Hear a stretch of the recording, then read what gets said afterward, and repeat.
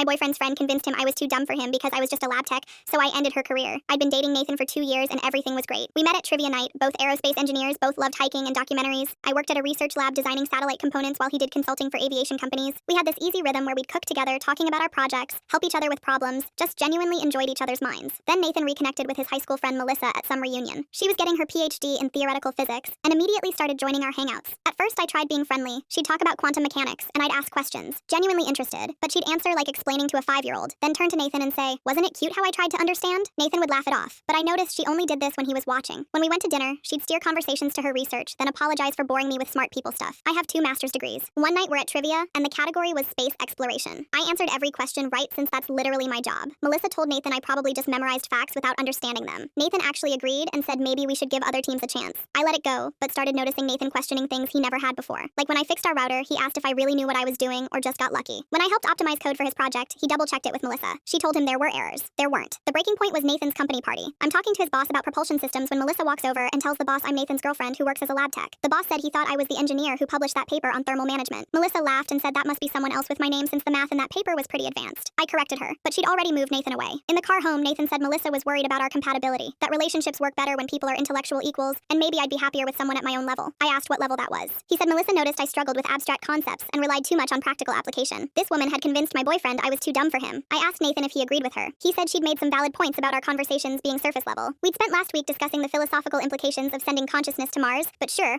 surface level. I knew exactly what was happening, but decided to play the long game. Started acting confused when Nathan explained things, asked Melissa to slow down when she talked, even bought a bunch of those pop science books and left them around. Melissa ate it up, started calling me Nathan's sweet, simple girlfriend. Meanwhile, I started working on something special. See, Melissa's PhD advisor was Dr. Harrison, who I'd collaborated with on 3 papers. He didn't know she was friends with Nathan. I reached out about a new project involving quantum applications in satellite navigation. He was interested, and we started working together. Melissa had no idea her advisor was sending me her research to review since my practical experience could strengthen her theoretical work. Here's the thing about her research. It was derivative. She'd taken existing frameworks and repackaged them with fancy math that obscured rather than illuminated. Her code was inefficient, and her conclusions didn't account for real-world variables. I wrote a thorough review pointing out every flaw, every missed citation, every place where practical application would prove her theories wrong. Dr. Harrison was horrified he'd missed all this. Then I found something worse. Whole paragraphs lifted from obscure Russian papers without attribution. Not enough to catch with standard plagiarism software, but enough to end a career. I documented everything and sent it to Dr. Harrison with my deep concerns about academic integrity. He called me immediately. The review board met that week. Melissa got called in thinking it was about her upcoming defense. Instead, they presented her with my findings. She tried arguing the similarities were coincidental, but I'd found 17 instances across 4 papers. Her funding got pulled immediately. She had 2 weeks to clean out her office. Nathan called me panicking because Melissa was having a breakdown saying someone sabotaged her. She couldn't figure out who since she'd made enemies of most grad students by constantly correcting them. Nathan said she needed support and asked if I could help despite everything. Full story on channel.